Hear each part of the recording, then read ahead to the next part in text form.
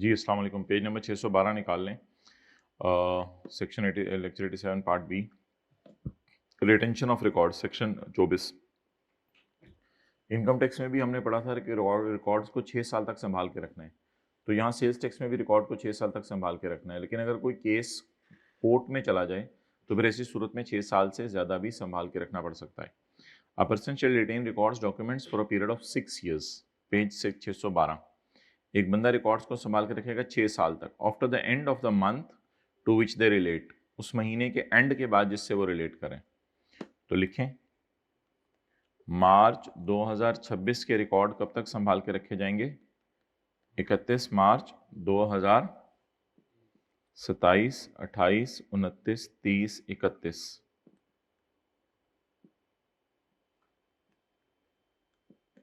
31 मार्च 2031 तक रिकॉर्ड संभाल के रखे जाएंगे, यानी 6 साल तक।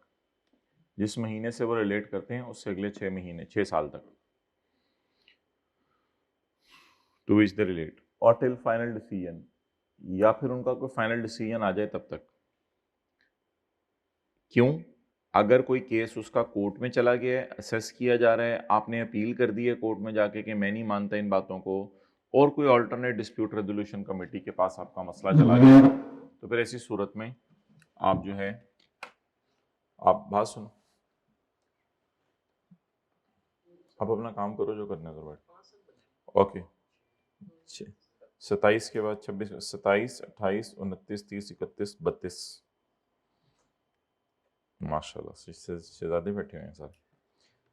जो मर्जी पढ़ा दो, मजे हैं वैसे। 31 मार्च 2032, 31 मार्च 2032 तक रिकॉर्ड संभाल के रखेंगे। Okay, audit of sales tax affairs, इस चैप्टर के एंड के ऊपर ये प्रेजेंटेशन दी हुई है। इस चैप्टर के एंड के ऊपर audit of sales tax affairs. वैसे तो चैप्टर 16 के अंदर हमने ऑडिट के बारे में पढ़ा था, लेकिन वो जो ऑडिट के बारे में पढ़ा था वो इनकम टैक्स के बारे में पढ़ा था। इस चैप्टर का बिल्कुल आखिरी सफ़ा जो है वहाँ पे ये दी हुई है। तो अब हम ऑडिट के बारे में पढ़ने लगे हैं सेल्स टैक्स के एंगल से। Audit of sales tax affairs from the angle of sales tax. अच्छा, द कमिश्नर में डायरेक्ट ऑफिसर, कमिश्नर किसी भी ऑफिसर को कहेगा, ऑफिसर होते हैं जैसे assistant commissioner, deputy commissioner. The commissioner में direct any officer to conduct a sales tax audit and issue a notice. इनको निकाल के देना पेज, जल्दी करें, इनको निकाल के दें page. And issue a notice, और कमिश्नर उसको नोटिस इशू करेगा।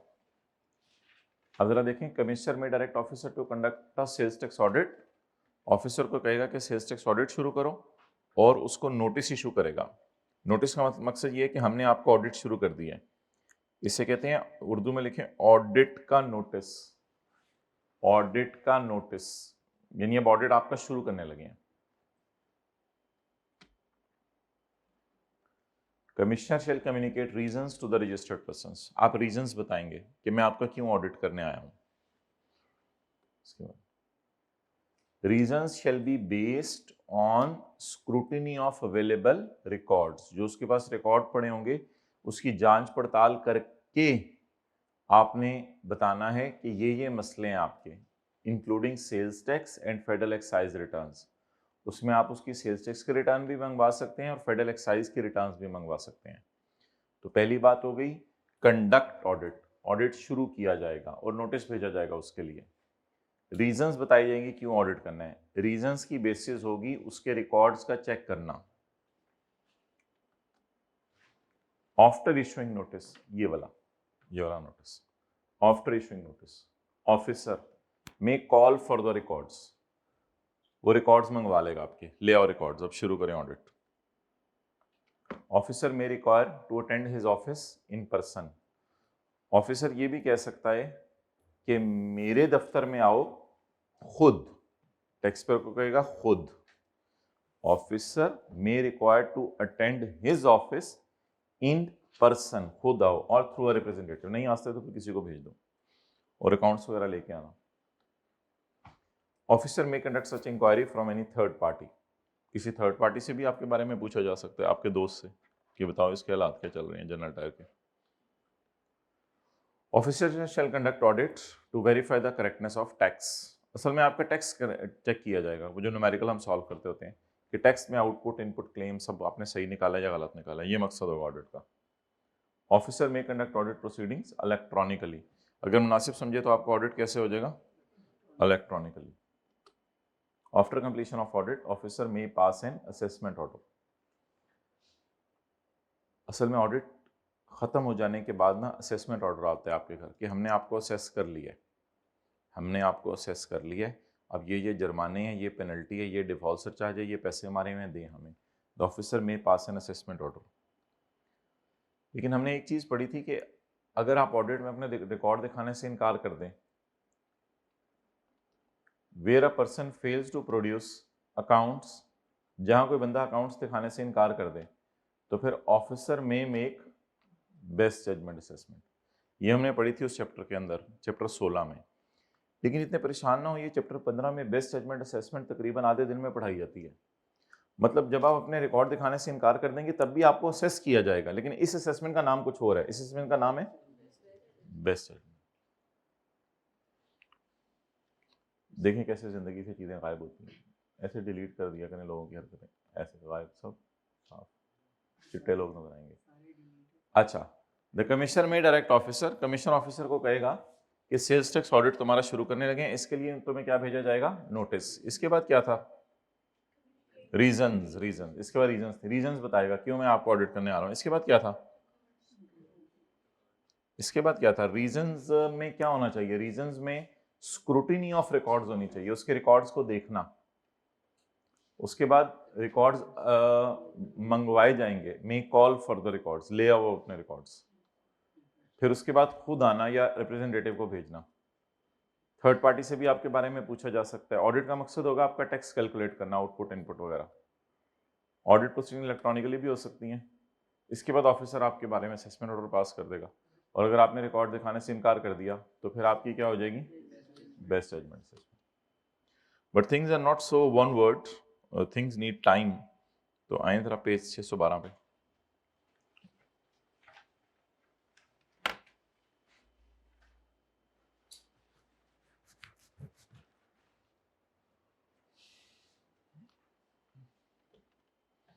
कमिश्नर में direct officers to conduct audit and issue a notice. Commissioner में डायरेक्ट ऑफिसर कम से कम किस लेवल का? अब वो समरी से काम नहीं चल सकता पेपर में, वो तो सिर्फ एक द कमिश्नर में direct officer not below the rank of to conduct of any registered person and issue a notice. इस नोटिस को कहते हैं ऑडिट के लिए नोटिस भेजा आप। Above power is independent of power of board. ये पावर तो कमिश्नर के पास है, बोर्ड की इंडिपेंडेंट पावर है, बोर्ड भी बुला सकते हैं ऑडिट के लिए, दोनों की पावर इंडिपेंडेंट है। अम्मी ने चित्र मार दिया, this power is independent of power of अब्बू, अब्बू भी चित्र मार सकते हैं। पॉइंट 2, कमिश्नर रीजंस बताएगा रजिस्टर्ड पर्सन को जिसका ऑडिट हो रहा है। Hearing before audit notice is not required. इसका मतलब लिखें, ऑडिट नोटिस से पहले आपसे नहीं पूछा जाएगा ऑडिट शुरू कर लें। ऑडिट नोटिस से पहले नहीं आपसे पूछा जाएगा ऑडिट शुरू कर लें, ये इसी तरह लिखिएगा। ऑडिट नोटिस से पहले नहीं आपसे पूछा जाएगा ऑडिट शुरू कर लें, चुनमुनु। ऑडिट नोटिस से पहले आपसे नहीं पूछा जाएगा ऑडिट शुरू कर लें। अगर आपको बुरा ना लगे तो चाचे का पुत्र है, बुरा ना लगे तो चल ऑडिट हो रहा है तेरा। तो ऑडिट नोटिस से पहले आपको पूछा नहीं जाएगा कि हम आपको नोटिस देने लगे हैं, बस दे दिया जाएगा। अच्छा जी, रीजंस कम्युनिकेट करनी है। अब रीजंस हैं क्या? The reasons for audit selection. Audit के लिए किसको सेलेक्ट किया गया है? टैक्स पेयर को। किसने सेलेक्ट किया है? कमिश्नर ने। The reasons for audit selection shall be based on जांच पड़ताल of available records including sales tax and federal excise return, income tax return, withholding tax statement, financial statements or third party information. Reasons shall not include just verification of input, output and refund claim without identifying risk factors. कहते reasons ये नहीं होंगी कि just मेरा input देखने आए हो, just मेरा आउटपुट देखने आए हो, जस्ट मेरा रिफंड क्लेम देखने आए हो। रीजंस ये नहीं होंगी। ये कोई रीजन नहीं है कि तुम्हारा इनपुट देखने को दिल चाह रहा था, तुम्हारा आउटपुट देखने को दिल चाह रहा था, तुम्हारा रिफंड देखने को दिल चाह रहा था मेरा। कहते ये रीजंस नहीं होंगे, ये नहीं मैं मानूंगा reasons. Reason shall not include just input output को नजर मारना विदाउट आइडेंटिफाइंग रिस्क फैक्टर। हाँ, अगर रिस्क फैक्टर आइडेंटिफाई करके आओ कि तुमने चीज़ें बेची थी, पता चला तुमने सेल टैक्स ही नहीं गवर्नमेंट को जमा करवाया, होंडा से ले भी लिए थे तुमने पैसे, फिर भी जनरल टायर तुमने, रिस्क फैक्टर आइडेंटिफाई करके रीजंस बताएं, फिर समझ आती है। तो without identifying risk factor just input check करने नहीं आ सकते। तो विदाउट आइडेंटिफाइंग रिस्क फैक्टर का मतलब लिखें, रिस्क फैक्टर आइडेंटिफाई करके आए। एफबीआर वाले रिस्क फैक्टर आइडेंटिफाई करें फिर आए। एफबीआर वाले रिस्क फैक्टर आइडेंटिफाई करें फिर आए।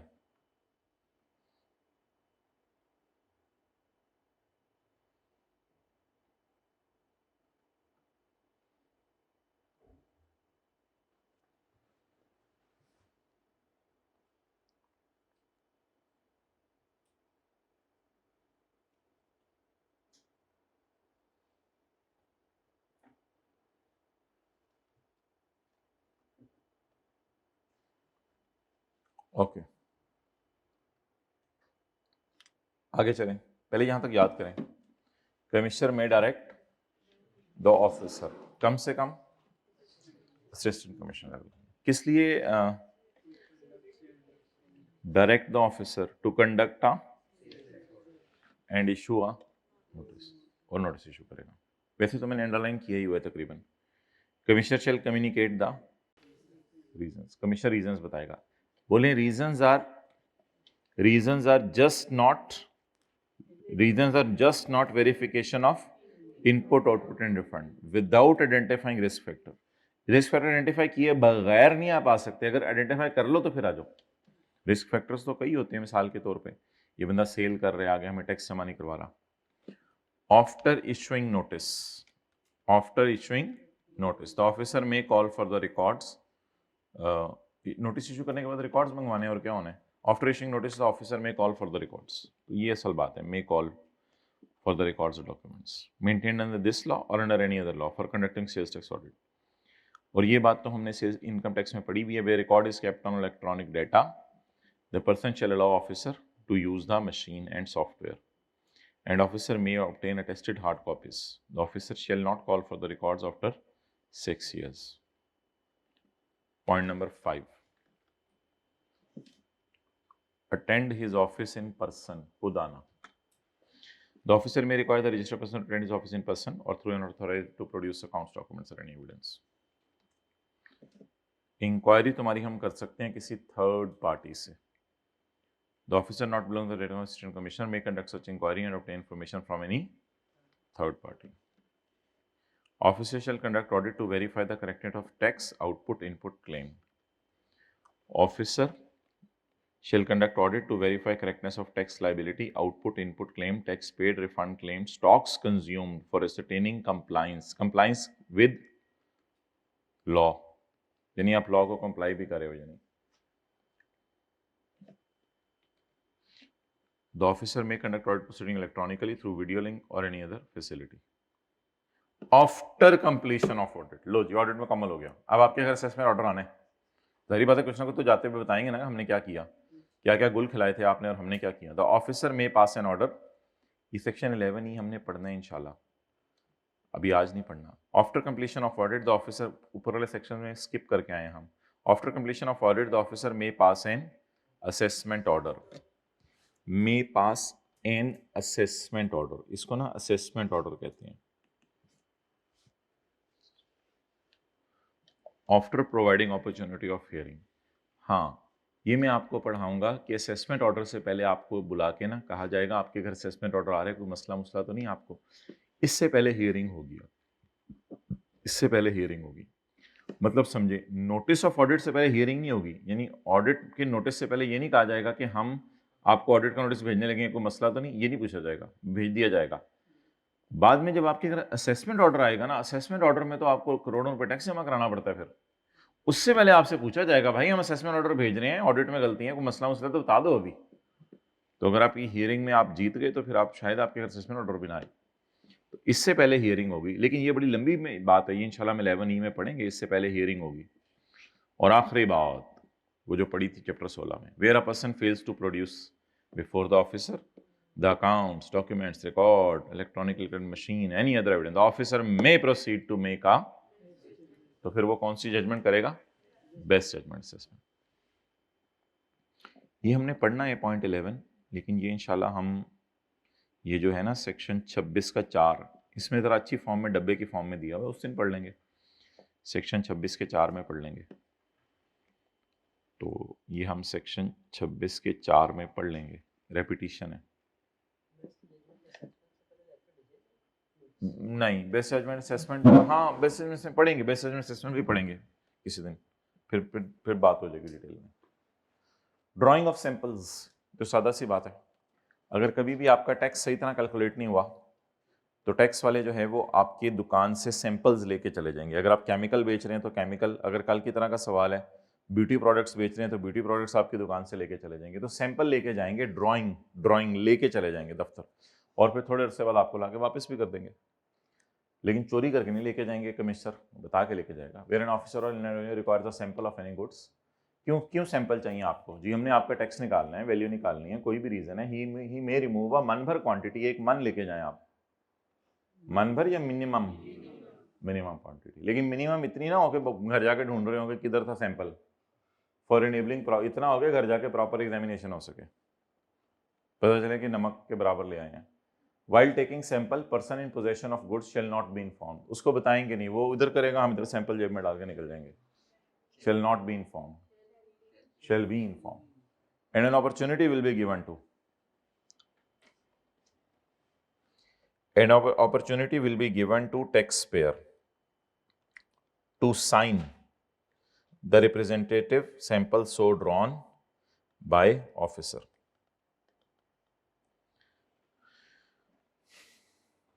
और एक अपॉर्चुनिटी दी जाएगी, किसको अपॉर्चुनिटी दी जाएगी? टैक्स पेयर को, कि वो क्या करे? साइन करे, representative sample so drawn by officer, वो जो ऑफिसर सैंपल लेके जा रहा होगा उसके डब्बे पे वो साइन करके भेजेगा, टैक्स पेयर साइन करेगा। And TP shall take a मिलता जुलता sample for his own record, और टीपी एक मिलता जुलता सैंपल अपने रिकॉर्ड के लिए भी रख लेगा साइड पे। इसकी क्या वजह होगी? ताकि जब वो सैंपल वापस लेके आए तो हम कंपेयर करके देख लें कि जो चीज़ वो लेके गए थे वही लेके आए हैं। वैसे तो आमतौर पर दुकानदारों को पता चल ही जाता है, लेकिन फिर भी ये दूसरी बात एहतियात के दर्जे में है। टीपी एक कॉरस्पॉन्डिंग चीज़, यानी कि सूट है, उसके कई वर्जन है, कोई पतला है कोई मोटा है, तो वो सूट आप रख लें एक सैंपल के बेस पे साइड पे, कस्टमर को ना बेचें, ताकि वो जब सूट जो खुद लेके गए थे वो वापस आए तो आप उनको कंपेयर कर लें। एंड टेक अ मिलता जुलता sample for his own record, और टीपी एक सैंपल अपने पास रख ले। Sample shall be taken against a proper रसीद। सैंपल टेकन कौन करके गया है? Taken commissioner. जो सैंपल टेकन करके गए उसकी प्रॉपर रसीद बनेगी, यानी रसीद वगैरह बना के देंगे, भाई हम आपके 1 लाख रुपए का सौदा लेके जा रहे हैं सैंपल के बेस पे, ये इंशाल्लाह ये रसीद है, वापस भी लाएंगे। Sample shall be taken against proper रसीद एंड द कॉपी ऑफ रसीद shall be kept in the record by person, और बड़ा टैक्स का दफ्तर, LTU large tax payer unit, और RTO रीजनल टैक्स ऑफिस, ये कमिश्नर के बैठने की जगह होती हैं। लार्ज टैक्स पेयर यूनिट बड़े बड़े शहरों में, छोटे शहरों में रीजनल टैक्स ऑफिस। ये शायद इन दोनों की एब्रीवेशन लिखी हुई है चैप्टर 21 के स्टार्ट में कहीं। तो कमिश्नर को यानी बता दिया जाएगा, लार्ज टैक्स पेयर यूनिट के दफ्तर में बता दिया जाएगा, और रीजनल टैक्स ऑफिस में बता दिया जाएगा ये सैंपल लेके जा रहे हैं। सैंपल से टैक्स नहीं कैलकुलेट होगा, सैंपल से उसकी वैल्यू कैलकुलेट होगी, फिर उस पर 18% लगेगा। ट्रांजैक्शंस बिटवीन एसोसिएट, तो जाहिर बात है transactions between associate fair market value पे लानी है। ये बात तो पहले दिन भी पढ़ी थी, लेकिन अब उसने वैल्यू ऑफ सप्लाई में पता नहीं दोबारा क्यों डाली हुई। द कमिश्नर और officer may in the case of transaction between associates determine the transfer price to reflect the fair value of supplies in an arm's length transaction. Arm's length transaction होती है अनजान लोगों के दरमियान, आर्म्स लेंथ पे रख के। तो कमिश्नर और officer may in case of transaction between जानने वाले determine the transfer price transfer price यानी कितने की चीजें बिकी, to reflect fair value, transfer price fair value होनी चाहिए in an arm's length transaction, बाजू के फासले पर रख के। The board may prescribe rules for this purpose, board इसके लिए रूल्स बनाएगा। चलिए अब चैप्टर 21 में हमारा एक सेक्शन एंड पे रह गया हुआ है, आज उसको पढ़ना है, न्यूमेरिकल वाला। हाँ जी, रिस्क फैक्टर्स। चैप्टर 21 में ना हमारा ये रूल 23 तक हो गया था, रूल 25 से आखिरी, जरा इसको पढ़ लेते हैं, पेज 639। बस फिर को टाइम बचा तो इक्का दुक्का थ्योरी के पास पेपर देख लेंगे। ये कौन सी वर्किंग आपको लग रही है, सेल, इनपुट, 20 पोर्शन, जी वर्किंग 2, तो लिख लें, ये है वर्किंग नंबर 2। अच्छा, आज बड़े अजीब सा सिनेरियो है, अजीब से नाम है नए नए। ये जो 20 होता था ना, इसको हम तोड़ते थे, 20 डिवाइड बाई 80 इंटू 50, तो जवाब आता था 13, और बाकी तो डेड होता था, वो ना भी निकालें हम पेपर में तो कोई मसला नहीं, लेकिन निकाल आते होते हैं हम। इसे कहते हैं कॉमन इनपुट, क्योंकि अभी तक ये तकसीम नहीं हुआ, इसे कहते हैं कॉमन इनपुट। हम इसको कहते थे काली, और लाल को भी इसी तरह टोटे टोटे करते थे, इसको काली कहते थे। इसे कहते हैं कॉमन इनपुट या रेजिडुअल इनपुट। ये हमारी वर्किंग 1 से आता था, 1.1 से नहीं, 1.1 से भी आता है वो भी। इसको कहते हैं residual input, common input. Residual means common. ये थोड़ा सा एरो इधर लगा हुआ है, ये एरो असल में इधर आ रहा है भाई, ये जरा सही कराना इसमें किताब में आइंदा, ये एरो इधर से असल में निकलना है। अच्छा, ये है रेजिडुअल इनपुट टैक्स क्रेडिट, यानी ये न्यूमेरिकल के फेस पे जाता है। इसको कहते हैं रेजिडुअल इनपुट, और इसको कहते हैं रेजिडुअल इनपुट का वो हिस्सा जिसका टैक्स माफ होना है, रेजिडुअल इनपुट टैक्स क्रेडिट। बस ये 2 लफ्ज थे, अब इनकी डेफिनेशंस भी पढ़नी है आज हमने। तो इसको आज के बाद हम कहा करेंगे रेजिडुअल इनपुट टैक्स, इसको कहा करेंगे रेजिडुअल इनपुट टैक्स क्रेडिट, क्योंकि इसका क्रेडिट नहीं मिलना, यानी ये फेस पे माइनस नहीं हो सकता ये। तो ये था जी फॉर्मूला, इसका देख लें आज। हंसी सी आएगी आपको, लेकिन अब क्या करें। Residual input tax credit on taxable sale, याद रखिएगा ये टैक्सेबल सेल पे सिर्फ माफ होते हैं। Residual input tax credit on taxable sale, 13 निकालने का तरीका, आप नीचे रखें टैक्सेबल सेल और नीचे रखें एग्जेम्प्ट सेल, जवाब तो वही 80 आ गया, और ऊपर रखें टैक्सेबल सेल, और फिर काली को बुलाएं और टोटे कर दें, काली आ जाओ, फिर ये 20 को बुलाएं। तो बोलें what is the formula for calculating residual input tax credit on taxable sale, तस्वीर खींचो, residual input tax credit on taxable sale, what is the formula of it? Residual input divided by taxable plus exempt sale multiplied by taxable cell,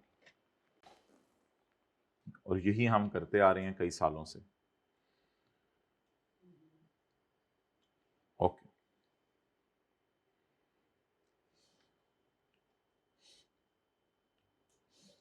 एक है definition residual input tax और एक है residual input tax credit. ये 2 definitions आई cap पूछता है।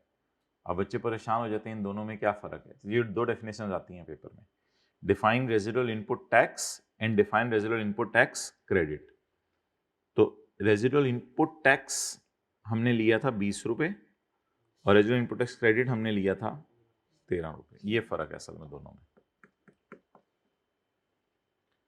Residual input tax credit is a tax paid on raw material, ऊपर से पढ़े हम, is a tax paid on raw material, components, capital goods, machine वगैरह, being used for making both, is used for making both।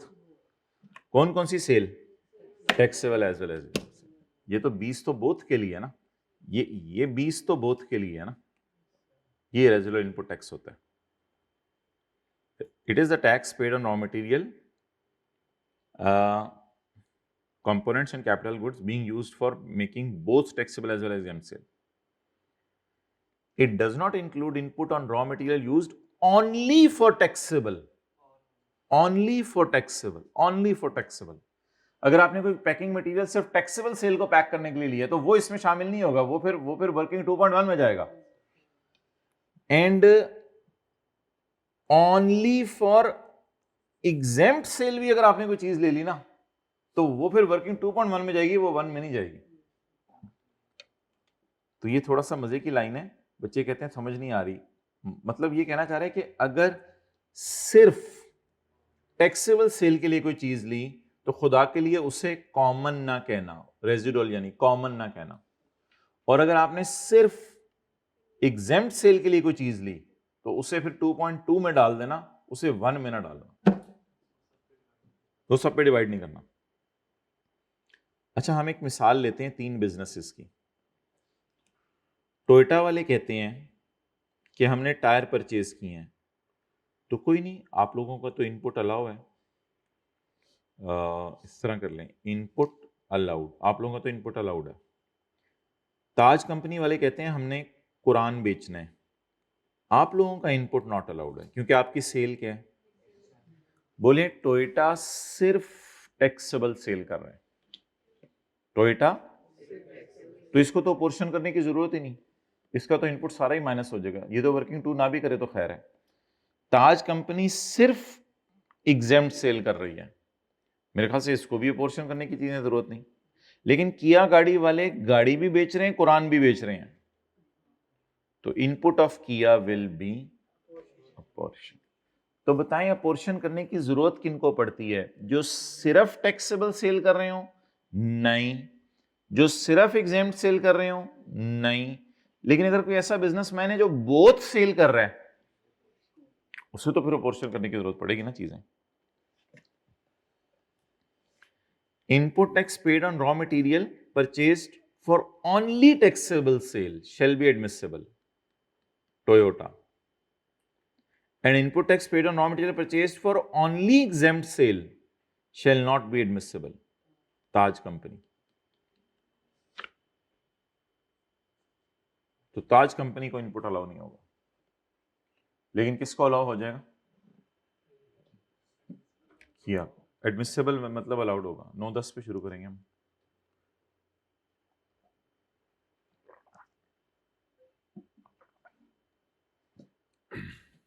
Okay.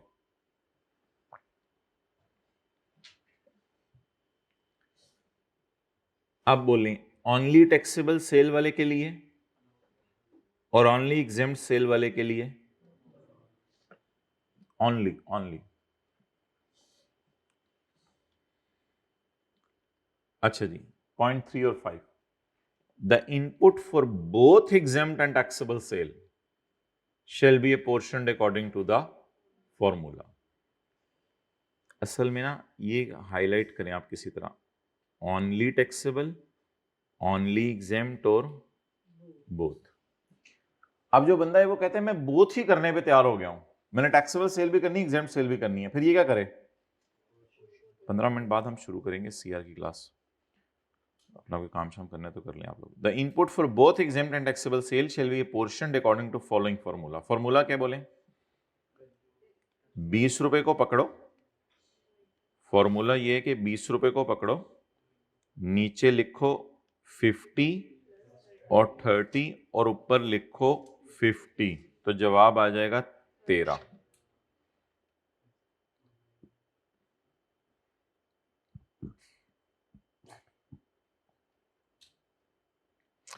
An input tax claimed wrongfully because of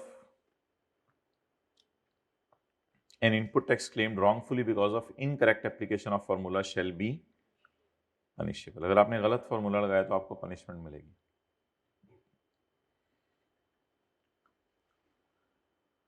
ये जो हम हर महीने numerical में वर्किंग 2 करते हैं ना, कहते हैं मैं इसको नहीं मानता. हमने कहा हम तो करते हैं, अब और क्या करें, फिर यही तो कर रहे हैं हम. कहते हैं ये कच्ची एडजस्टमेंट है. कहते हैं मज़ा तो तब आए तब तुम पूरे साल का डेटा डालो. हमने कहा हम तो हर महीने का डेटा डालते हैं क्योंकि न्यूमेरिकल तो हर महीने ही सॉल्व होने होते हैं. तो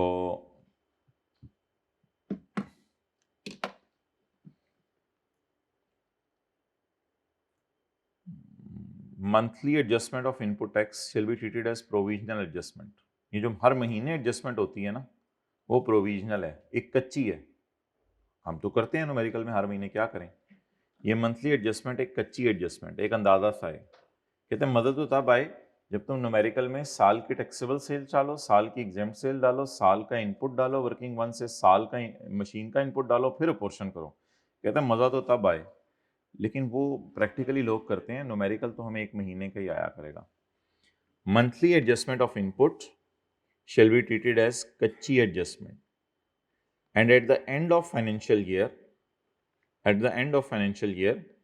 the registered person shall make a पक्की adjustment on the basis of taxable and exempt sale made during the year। ये 2 नंबर का सवाल आता है अक्सर।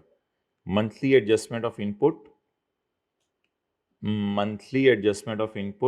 shall be treated as a कच्ची एडजस्टमेंट।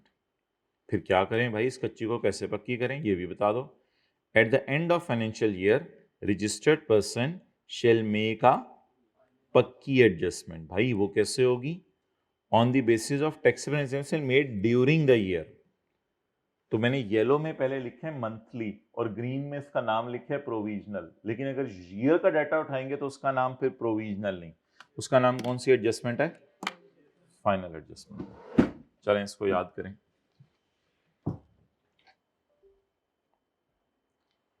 अच्छा, 20 रुपए की बात करते हैं, पहले 20 रुपए की बात करते हैं। 20 रुपए क्या है, 20 रुपए ये हैं, अभी वेट करें, उधर ही बैठ से वेट करें, 10 मिनट बाद शुरू करेंगे। 20 रुपए क्या है, 20 रुपए ये हैं कि it is the tax paid on raw material, components and capital goods which are used for making both taxable as well as exempt sale. जो टैक्सेबल और एग्जेम्प्ट सेल के लिए, it does not include input on raw material used only for making taxable. दूसरा दरवाजा खुलवा दो ना फिर इस तरह, और जीशान को कह दो हाँ थोड़ी देर उधर बिठाएं बच्चे, उन्हें बताएं 9:10 पे शुरू होनी है। याद करें ये 20 रुपए के, 20 रुपए is the tax paid on raw material, components, capital goods which are used for both taxable and which are not used for specific purpose, which are used for both। लेकिन इसमें वो वाला इनपुट नहीं आएगा रॉ मटेरियल का। अगर आप raw material सिर्फ किसके लिए खरीदें, या सिर्फ, क्योंकि एंड डाल दें फिर तो दोनों के लिए खरीद लिया, या सिर्फ इसके लिए या सिर्फ इसके लिए, वो नहीं आएगा। सीआर का पढ़ो ना, आपको तो पास है टैक्स, टाइम ना जाया करो। Determination of input tax, input tax determine करना। Input for only taxable sale is allowed and input for only exempt sale is, and the input for both, input for only taxable allowed, input for only exempt not allowed, input for both shall be apportioned according to following formula। और incorrect formula लगाया तो आपको इस पे सजा मिलेगी। Monthly adjustment is treated कच्ची, और साल के एंड पे आप एक एडजस्टमेंट करेंगे, उस एडजस्टमेंट का क्या नाम होगा, पक्की एडजस्टमेंट। ओके,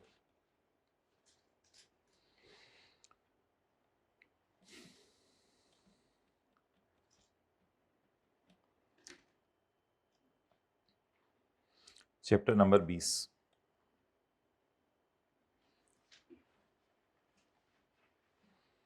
अच्छा, ये हमने कल वाली क्लास में पढ़ा था, मैंने कहा था हम रिवाइज करेंगे। पेज 609।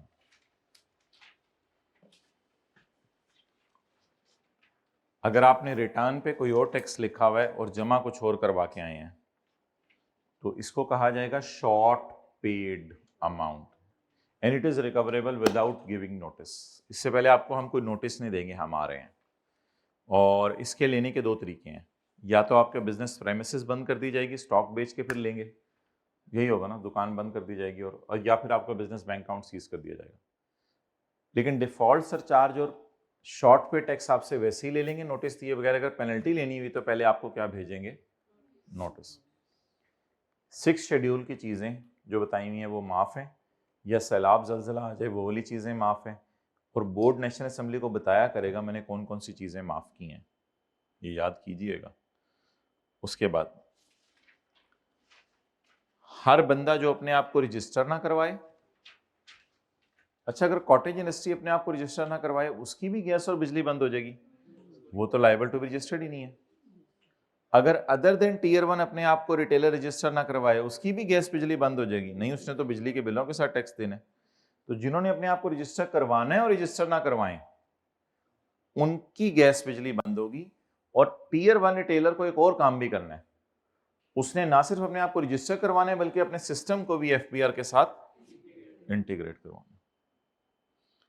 रजिस्ट्रेशन छोटे मैन्युफैक्चरर्स ने नहीं करवानी, अदर देन टीयर 1 रिटेलर्स ने नहीं करवानी, इंपोर्टर, होलसेलर, इन सब ने करवानी है।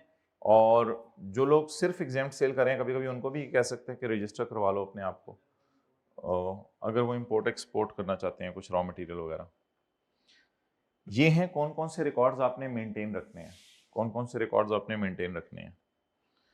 अगले सफ़े पे लिखा हुआ था, 1-2 नंबर का सवाल आ सकता है कि बोर्ड बताएगा कितने नंबर ऑफ बैंक अकाउंट्स आप रखें, ये हेडिंग बनेगी, बोर्ड बताएगा कितने नंबर ऑफ बैंक अकाउंट्स रखें। फिर कभी कभी बोर्ड फिस्कल कैश रजिस्टर भी यूज करने को कह सकता है, इलेक्ट्रॉनिक फिस्कल कैश रजिस्टर, या फिर कभी कभी बोर्ड एक सॉफ्टवेयर यूज करने को भी कह सकते हैं। और ये बात सिर्फ कंपनीज के लिए है, मतलब पेपर में सवाल आ सकता है ना कि कंपनीज क्या रिकॉर्ड्स रखें, तो कंपनीज अपने सालाना अकाउंट्स भी जमा करवाया करें एफबीआर को। टैक्स इनवॉइस से ये बनती है, टैक्स इनवॉइस में आपका नाम पता, बायर का नाम पता, और अगर वो अनरजिस्टर्ड होलसेलर है तो उसका एनआईसी भी लेना है, डेट, डिस्क्रिप्शन। टेक्सटाइल यार्न और फैब्रिक वालों के लिए, टेक्सटाइल यार्न एंड फैब्रिक वालों के लिए 3 चीजें, और काउंट डिनायर कंस्ट्रक्शन, बस ये रटा ही मारना है। 1 करोड़ रुपए, 18 लाख रुपए, 1 करोड़ 18 लाख रुपए। When any goods are transported or supplied, the registered seller must ensure that tax invoice आपने बनानी है और गवर्नमेंट ने जो आपको बिल्टी का नंबर दिया है वो उसमें डालना है। रजिस्टर्ड बंदा इनवॉइस इशू करेगा और कोई नहीं। A registered person making a taxable supply shall issue electronic invoices. अगर हम आपको कह देंगे तो आप इलेक्ट्रॉनिक इनवॉइस इशू करेंगे। अब इसके लिए सारा तरीका है सारा। The board may require any person or class of persons to connect their electronic invoicing system with the board system. अब पाकिस्तान में लाइसेंस इंटीग्रेटर्स आ गए हैं, इंटीग्रेटर्स जो इंटीग्रेट करेंगे इलेक्ट्रॉनिक इनवॉइसिंग सिस्टम, किसका? रजिस्टर्ड पर्सन का। 1 जुलाई 25 से सारी कंपनीज और 1 अगस्त 25 से सारे इंडिविजुअल्स और एओपीज के लिए बाइंडिंग हो गया कि अपने हार्डवेयर सॉफ्टवेयर सिस्टम को बोर्ड के कंप्यूटर सिस्टम के साथ किसी इंटीग्रेटर को रिक्वेस्ट कर दें, या एफबीआर की एक बाजू है, एफबीआर की आर्म है आईटी, उसको आकर रिक्वेस्ट कर दें, और उसके बाद फिर आराम से ये इलेक्ट्रॉनिक इनवॉइस इशू करना शुरू कर दें। और जब इनवॉइस इलेक्ट्रॉनिकली इशू हो रही है तो फिर डेबिट क्रेडिट नोट भी इलेक्ट्रॉनिकली इशू करें। चैप्टर 22 चैप्टर 23 में ना एक सवाल कर लीजिएगा, ये वाला, ये 4 बंदों का सवाल है, क्वेश्चन 32, 3 बंदों का, मिस्टर ए बी सी, अलग अलग सवाल कीजिएगा अलग अलग सफ़े पे। मिस्टर ए बी सी जैसे 3 न्यूमेरिकल नहीं कर रहे होते उस तरह, mister A B C, question 32 chapter 22।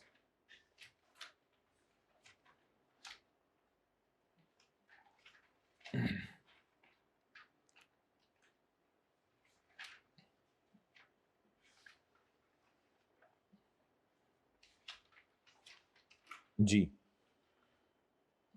42 का 3, concept of provisional and final adjustment. Concept of provisional and final adjustment, notes कोई बना रहे हैं आज की क्लास के?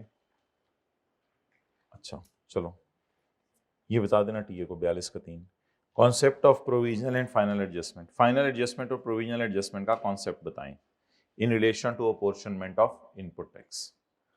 तो कुछ भी नहीं, बस वो एक लाइन आपने लिख के आनी है कि monthly adjustment is provisional, however at the end of each year पूरे साल के टैक्सेबल एग्जेम्प्ट से लेके फाइनल एडजस्टमेंट भी किया करेंगे। मतलब वही वाली एक लाइन भी शायद पूरी नहीं है, वो वाली एक लाइन आपने ये वाली, बस ये पॉइंट 4 लिख के आना है। रूल 25 का 4, रूल 25 का 4 लिख के आने। Concept of provisional and final adjustment. अच्छा, there are certain briefly describe the change in rate of tax. ये सेक्शन 5 है 41 का ए और 41 का B. There are certain goods return by customer, they are unfit for consumption and seller has no option but to destroy them. Specify the तरीका, तो destroy करने का तरीका। तो ये डिस्ट्रॉय करने का तरीका ये पिछले सफ़े में पढ़ा था हमने, रूल 23, रूल 23।